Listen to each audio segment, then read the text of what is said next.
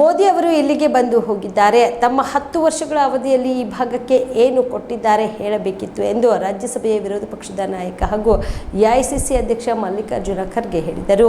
ಕಾಂಗ್ರೆಸ್ ಅಭ್ಯರ್ಥಿ ರಾಧಾಕೃಷ್ಣ ದೊಡ್ಮನಿ ಅವರು ನಾಮಪತ್ರ ಸಲ್ಲಿಸಿದ ನಂತರ ಕಲಬುರಗಿ ನಗರದ ಎನ್ವಿ ಮೈದಾನ ಕಾಲೇಜಿನಲ್ಲಿ ನಡೆದ ಸಾರ್ವಜನಿಕ ಸಮಾರಂಭವನ್ನು ಉದ್ಘಾಟಿಸಿ ಅವರು ಮಾತನಾಡಿ, ಕಲಬುರಗಿಯಲ್ಲಿ ಇಎಸ್ಐಸಿ ಆಸ್ಪತ್ರೆ ಕಟ್ಟಿಸಿದ್ದೇವೆ, ಅಲ್ಲಿ ಏಮ್ಸ್ ನಿರ್ಮಾಣ ಮಾಡಲು ಮೋದಿ ಅವರಿಗೆ ಮನವಿ ಮಾಡಿದ್ದೆ. ಆದರೆ ನನ್ನ ಮೇಲೆ ಏನು ಸಿಟ್ಟು ಗೊತ್ತಿಲ್ಲ, ನಮ್ಮ ಮನವಿಯನ್ನ ಪೂರೈಸಲಿಲ್ಲ. ನನ್ನ ಅವಧಿಯಲ್ಲಿ ಮಂಜೂರಾಗಿದ್ದ ರೈಲ್ವೆ ವಲಯ ಯೋಜನೆ ವಾಪಸ್ ಹೋಗಿದೆ. ನಾನು ನನ್ನ ಅವಧಿಯಲ್ಲಿ ಮಾಡಿದ ಅಭಿವೃದ್ಧಿ ಕಾರ್ಯಗಳಲ್ಲಿ 10% ಅಭಿವೃದ್ಧಿ ಮಾಡಿದ್ರೆ ತೋರಿಸಲಿ, ಆಗ ನಾನು ಶಹಬಾಷ ಎನ್ನುತ್ತೇನೆ ಎಂದು ಖರ್ಗೆ ಸವಾಲು ಹಾಕಿದರು.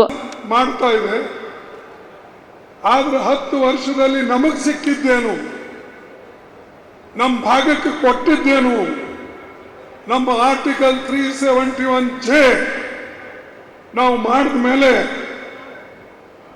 ಅದಕ್ಕೆ ಅನುಷ್ಠಾನ ಏನು ಕೊಟ್ಟರು ಕೇಂದ್ರದವರು, ಯಾವ ಪ್ರಗತಿ, ಯಾವ ಫ್ಯಾಕ್ಟರಿಗಳು, ಯಾವ ಕೆಲಸಗಳು,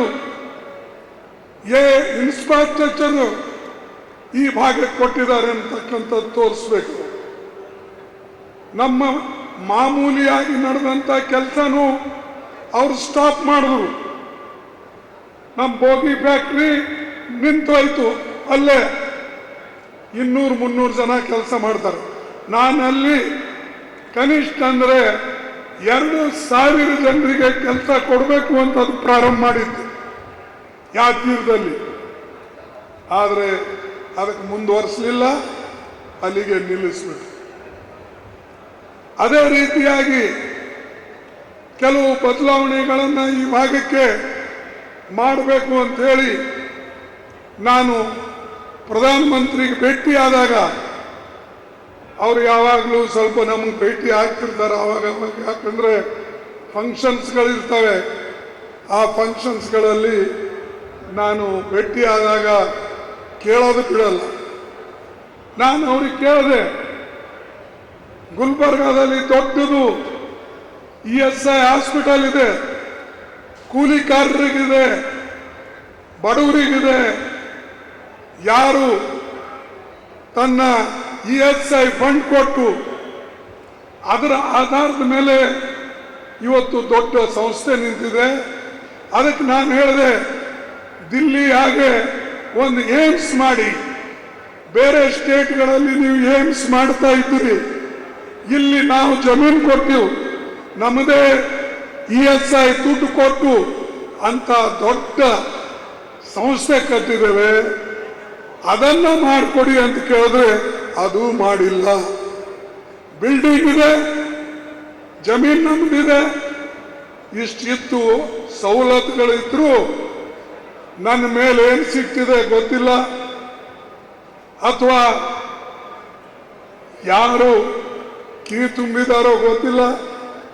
ಒಂದು ಕೆಲಸ ಕರ್ನಾಟಕ ಮಾಡಿಲ್ಲ, ಒಂದು ಕೆಲಸ ಹೈದರಾಬಾದ್ ಕರ್ನಾಟಕ, ಕಲ್ಯಾಣ ಕರ್ನಾಟಕ ಮಾಡಿಲ್ಲ. ನಾನು ಚಾಲೆಂಜ್ ಕೊಡ್ತೀನಿ, ನಾನು 5 ವರ್ಷ ಮಂತ್ರಿ ಇದ್ದೆ, ನಾನು ಏನು ಈ ಭಾಗಕ್ಕೆ ಕರ್ನಾಟಕ ಮಾಡಿದ್ದೇನೆ, ಅದ್ರದ್ದು ಒಂದು 10 ಪೈಸೆ ಆದರೂ ಮಾಡಿದ್ರೆ ನಾನು ಅವ್ರಿಗೆ ಶಬಾಷ್ಗಿರಿ ಕೊಡ್ತೀನಿ.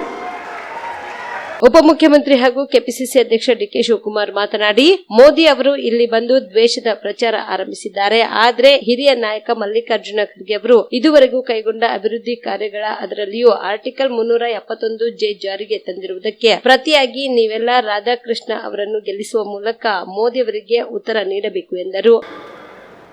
ನಾನು ರಾಧಾಕೃಷ್ಣರವರು ಲೋಕಸಭೆಗೆ ಹೋಗ್ಬೇಕು ಅಂತ ಹೇಳಿ 20 ವರ್ಷದಿಂದನೇ ನಾನು ಮತ್ತು ನಮ್ಮ ಜನಾರ್ದನ್ ಪೂಜಾರಿ ಅವರು ನಾವು ಬಿದರ್ಗೆ ನಿಲ್ಲಿಸಬೇಕು ಅಂತೇಳಿ ಗಾಳ ಹಾಕಿದ್ದು, ನಮ್ಮ ಗಾಳಕ್ಕೆ ಬಿದ್ದಿರಲಿಲ್ಲ.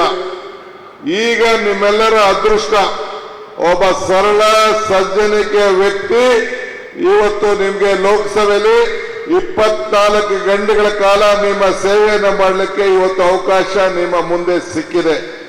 ಆದ್ರಿಂದ ಈ ಸಂದರ್ಭದಲ್ಲಿ ಅವ್ರಕ್ಕಿನ್ನ ನೀವು ನಾವೆಲ್ಲ ಬಹಳ ಅದೃಷ್ಟವಂತರು ಅಂತೇಳಿ ನಾನಂತೂ ಭಾವಿಸ್ಕೊಂಡಿದ್ದೇನೆ. ಇವತ್ತು ಈ ಎಲೆಕ್ಷನ್ನು ಮಲ್ಲಿಕಾರ್ಜುನ್ ಖರ್ಗೆ ಅವರಿಗೆ ಅವರು ಮಾಡಿದಂತ ಈ ಭಾಗದಲ್ಲಿ ಸೇವೆ 371 ಜೈಲಿಂದ ನಮ್ಮ ರಾಜ್ಯಕ್ಕೆ ಕೊಟ್ಟಂತ ಒಂದು ಶಕ್ತಿ, ನಮ್ಮ ಮಕ್ಕಳ ಭವಿಷ್ಯಕ್ಕೆ ಕೊಟ್ಟಂತ ಶಕ್ತಿ, ನಮ್ಮ ಅಭಿವೃದ್ಧಿಗೆ ಕೊಟ್ಟಂತ ಶಕ್ತಿಗೆ ಋಣವನ್ನ ತೀರಿಸುವಂತ ಒಂದು ದೊಡ್ಡ ಅವಕಾಶ ಇವತ್ತು ನಿಮ್ಮೆಲ್ಲರಿಗೂ ಸಿಕ್ಕಿದೆ. ಬಹುಶಃ ಆ ದೃಷ್ಟಿಯಿಂದ ಇವತ್ತು ಇಡೀ ದೇಶ ನಮ್ಮ ಗುಲ್ಬರ್ಗ ಮಹಾಜನತೆ ಏನ್ ಮಾಡ್ತಾರೆ ಅನ್ನೋದನ್ನ ಕಾಯ್ಕೊಂಡಿದ್ದಾರೆ. ಅದನ್ನ ನೀವು ಮಲ್ಲಿಕಾರ್ಜುನ್ ಖರ್ಗೆ ಅವರಿಗೆ ಶಕ್ತಿ ತುಂಬಲು, ಇಡೀ ದೇಶಕ್ಕೆ ಒಂದು ದೊಡ್ಡ ಸಂದೇಶವನ್ನು ಕಳಿಸಲು ಮೋದಿ ಅವರು ಇಲ್ಲಿಗೆ ಬಂದು ಗುಲ್ಬರ್ಗಕ್ಕೆ ಬಂದು ಈ ಚುನಾವಣಾ ಪ್ರಚಾರವನ್ನು ಮಾಡಿ ಈ ದ್ವೇಷದ ರಾಜಕಾರಣಕ್ಕೆ ಒಂದು ದೊಡ್ಡ ನಾಂದಿಯನ್ನು ಆಡಿದ್ದಾರೆ. ಅದಕ್ಕೆ ಕೊನೆಗೊಳಿಸಲಿಕ್ಕೆ ಒಂದು ಸಂದೇಶವನ್ನು ಕಳಿಸಿ ಇವತ್ತು ರಾಧಾಕೃಷ್ಣರವರಿಗೆ ಲೋಕಸಭೆಗೆ ಕಳಿಸುವಂತ ಒಂದು ದೊಡ್ಡ ಅವಕಾಶ ಇವತ್ತು ನಿಮ್ಮ ಮೇಲೆ ನಮ್ಮ ಮೇಲೆ ಸಿಕ್ಕಿದೆ ಅಂತೇಳಿ ನಾನು ಭಾವಿಸ್ಕೊಂಡಿದ್ದೇನೆ.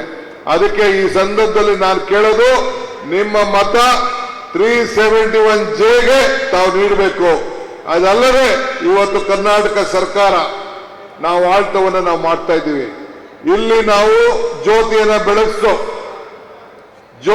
ಬೆಳಗಿಸೋ 5 ಗ್ಯಾರಂಟಿಯಲ್ಲಿ ಇದೇ ವೇದಿಕೆಯಲ್ಲಿ ಬಂದು ನಿಮ್ಮ ಮನೆಯ 5 ಗ್ಯಾರಂಟಿಯನ್ನು ನಾವು ಬೆಳೆಸೋ, ಎಲ್ಲರಿಗೂ ಕೂಡ 200 ಯೂನಿಟ್ ಉಚಿತವಾಗಿ ವಿದ್ಯುತ್ ಶಕ್ತಿಯನ್ನ ಕೊಡ್ತೇವೆ ಅಂತೇಳಿ ಪ್ರಾರಂಭ ಮಾಡ್ದು. ನಿಮ್ಮೆಲ್ಲರೂ ಕೂಡ 200 ಯೂನಿಟ್ ವಿದ್ಯುತ್ ಶಕ್ತಿ ಬರ್ತಾ ಇದೆ ತಾನೆ? 0 ಬಿಲ್ ಬರ್ತಾ ಇದೆ ತಾನೆ? ಕೈ ಎತ್ತಿ ನೋಡೋಣ. ಬಹಳ ಸಂತೋಷ. 5 ಗ್ಯಾರಂಟಿಗಳಲ್ಲಿ ಎಲ್ಲ ನನ್ನ ತಾಯಿಯರಿಗೆ 200 ಯೂನಿಟ್ 200 ರೂಪಾಯಿ 2000 ರೂಪಾಯಿಯನ್ನ ನಾವು ಕೊಡ್ತಾ ಇದ್ದೇವೆ. ಎಲ್ಲರೂ ಕೂಡ 10 kg ಅನ್ನ ಭಾಗ್ಯ ಕೊಡ್ತಾ ಇದ್ದೇವೆ. ಇದಲ್ಲದೆ ಎಲ್ಲ ನನ್ನ ತಾಯಂದಿರು ಉಚಿತವಾಗಿ ಎಲ್ಲ ಬಸ್ನಲ್ಲಿ ಕೂಡ ಪ್ರಯಾಣವನ್ನ ಮಾಡ್ತಾ ಇದ್ದಾರೆ. ಇವತ್ತು ಯುವಕರಿಗೆ ಯುವ ನ್ಯಾಯವನ್ನ ನಮ್ಮ ಶರಣಪ್ರಕಾಶ್ ಅವರು. ವೇದಿಕೆ ಮೇಲೆ ಮಾಜಿ ಡಿಸಿಎಂ ಲಕ್ಷ್ಮಣ ಸವದಿ, ಎಐಸಿಸಿ ಕಾರ್ಯದರ್ಶಿ ರಣದೀಪ್ ಸುರ್ಜೇವಾಲಾ, ರಾಜ್ಯಸಭಾ ಸದಸ್ಯ ನಾಸಿರ್ ಹುಸೇನ್, ಸಚಿವರಾದ ಶರಣ್ ಪ್ರಕಾಶ್ ಪಾಟೀಲ್, ಪ್ರಿಯಾಂಕಾ ಖರ್ಗೆ, ಶರಣಬಸಪ್ಪ ದರ್ಶನಾಪುರ್, ಸಿಎಂ ಸಲಹೆಗಾರರಾದ ಬಿಆರ್ ಪಾಟೀಲ್, ಕೆಕೆಆರ್ಡಿಬಿ ಅಧ್ಯಕ್ಷ ಡಾಕ್ಟರ್ ಅಜಯ್ ಸಿಂಗ್, ಶಾಸಕರಾದ ಎಂವೈ ಪಾಟೀಲ್, ಅಲ್ಲಂಪ್ರಭು ಪಾಟೀಲ್, ಶಾಸಕಿ ಖನಿಜಾ ಫಾತಿಮಾ, ಯುಬಿ ವೆಂಕಟೇಶ್, ಚೆನ್ನಾರೆಡ್ಡಿ ಪಾಟೀಲ್, ಬಸನಗೌಡ ತುರ್ವೆಹಾಳ್, ತಿಪ್ಪಣ್ಣಪ್ಪ ಕಮ್ಮಕ್ನೂರ್ ಸೇರಿದಂತೆ ಅನೇಕರು ಭಾಗಿಯಾಗಿದ್ದರು. ನೀವು ರಾತ್ರಿ ಹೊತ್ತು ಕುಟುಂಬದ ಸದಸ್ಯರ ಜೊತೆ ಅಥವಾ ಸ್ನೇಹಿತರ ಜೊತೆ ಎಲ್ಲಾದ್ರೂ ಊಟಕ್ಕೆ ಹೋಗ್ಬೇಕು ಅಂತ ಪ್ಲಾನ್ ಮಾಡ್ತಾ ಇದ್ದೀರಾ? ಹಾಗಾದ್ರೆ ಕಲಬುರಗಿಯಲ್ಲಿ ಹೊಸದಾಗಿ ಪ್ರಾರಂಭವಾಗಿರುವ ಫೋರ್ಟ್ ವ್ಯೂ ಹೋಟೆಲ್ಗೆ ಒಮ್ಮೆ ಭೇಟಿ ನೀಡಿ. ಹೆರಿಟೇಜ್ ಇನ್ ಹೋಟೆಲ್ನ ಓಪನ್ ಟೆರೆಸ್ ಮೇಲೆ ಬೆಂಗಳೂರು ದೆಹಲಿ ಮಾದರಿಯಲ್ಲಿನ ಸುಂದರ ಆಕರ್ಷಣೆ ಇಲ್ಲಿ ಕಾಣಬಹುದು. ನುರಿತ ಕುಕ್ಗಳಿಂದ ರುಚಿಕರವಾದ ಸ್ವಾದಿಷ್ಟ ಆಹಾರ ಇಲ್ಲಿ ಲಭ್ಯ. ತಣ್ಣನೆಯ ಗಾಳಿ, ತುಂತುರು ನೀರಿನ ಸೌಂಡ್ ಜೊತೆ ಕಲರ್ಫುಲ್ ಲೈಟಿಂಗ್ ನಲ್ಲಿ, ಲೈಟ್ ಮ್ಯೂಸಿಕ್ ನಲ್ಲಿ ಕಲಬುರಗಿಯ ಫೋರ್ಟ್ ಸೇರಿದಂತೆ ಕಲಬುರಗಿ ನಗರವನ್ನ ವೀಕ್ಷಿಸುತ್ತಾ ನಿಮ್ಮ ಕುಟುಂಬದವರ ಜೊತೆ ಅಥವಾ ಸ್ನೇಹಿತರ ಜೊತೆ ಊಟ ಸವಿಯಬಹುದು. ಜೊತೆಗೆ ಇಲ್ಲಿ ಬರ್ತ್ಡೇ ಪಾರ್ಟಿ ಸೇರಿದಂತೆ ಸಣ್ಣ ಪುಟ್ಟ ಪಾರ್ಟಿ ಮಾಡಲು ಎಲ್ಲಾ ರೀತಿಯ ಸೌಲಭ್ಯಗಳು ಉಂಟು. ಹೋಟೆಲ್ನ ಸಮಯ ಮಧ್ಯಾಹ್ನ 3 ಗಂಟೆಯಿಂದ ರಾತ್ರಿ 11 ಗಂಟೆವರೆಗೆ. ಹೆಚ್ಚಿನ ಮಾಹಿತಿಗಾಗಿ ಸಂಪರ್ಕಿಸಿ ಫೋರ್ಟ್ ವ್ಯೂ ಹೋಟೆಲ್, ಹೆರಿಟೇಜ್ ಇನ್ ಮೇಲುಗಡೆ, city bus stand, super market, Kalaburagi. Phone number 9036235555.